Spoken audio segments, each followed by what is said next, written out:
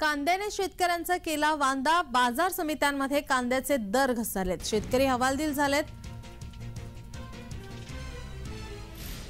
बाजार समित्यांमध्ये कांद्याचे दर हे दिवसेंदिवस घसरतायत, त्यामुळे शेतकरी आता हवालदिल झालाय।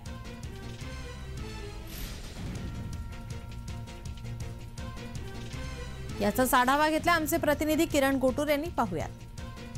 काल राज्यातील काही जिल्ह्यांमध्ये कांद्याचे दर घसरलेले आहेत आणि कांदा उत्पादनाचा जिल्हा म्हणून नाशिकची ओळख आहे। नाशिकमध्ये काय नेमकी परिस्थिती आहे हे आपण विचारत माझ्यासोबत कांदा व्यापारी आहेत। काल काही ठिकाणी दर घसरलेले आहेत, नाशिकमध्ये सुद्धा काही ठिकाणी आंदोलन झालेलं आहे।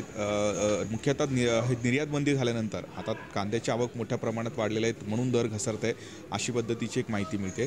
काय वस्तुस्थिती आहे? कांद्याचे दर मुख्य घटण्याचे मुख्य कारण असं की आवक याच्यावरती अवलंबून असतं। एक्सपोर्ट बंद झाल्यामुळे बाहेर देशामध्ये निर्यात बंद झाली अक्षरशः, आणि देशावरची जी मागणी ती अल्प प्रमाणात आहे।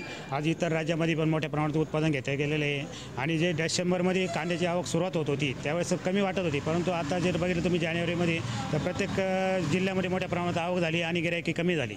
याचा परिणाम असा झाला की काल जे तुम्ही लासलगाव किंवा इतर ठिकाणी जे आंदोलन झाले याचं मुख्य कारण की लोकांची मागणी आहे काही एक्सपोर्ट चालू झाल्याशिवाय हे बाजारभाव स्थिर होणार नाही किंवा वाढणार नाही, आणि देशावरची जी मागणी ती अल्पशा कमी आहे। आणि तिथं देशावर आज जिथं आमचे माल जातात तिथे बी 1000 ते 1500 रुपये बाजार आहे, आणि आमचा जो ट्रान्सपोर्टिंगचा खर्च ते एक किमान 500 ते 700 रुपये जातं। म्हणजे ते 1000 रुपयाच्या आत जर कांदे घेतले तरच व्यापाऱ्याला 2 पैसे भेटतात किंवा सरासरी त्याची लेवल होती। त्याच्यामुळे शेतकऱ्याला याच्यामध्ये भाव भेटू शकत नाही। तर त्वरित जर एक्सपोर्ट चालू झाला तरच याच्यामध्ये बाजारामध्ये आता काय दर आहेत कांद्याचे? आज जर सरासरी दर म्हणले तर पूर्ण जिल्ह्याचे सरासरी दर 1000 रुपयाच्या आसपास आहे। किरण गोटू, जय महाराष्ट्र न्यूज, नाशिक।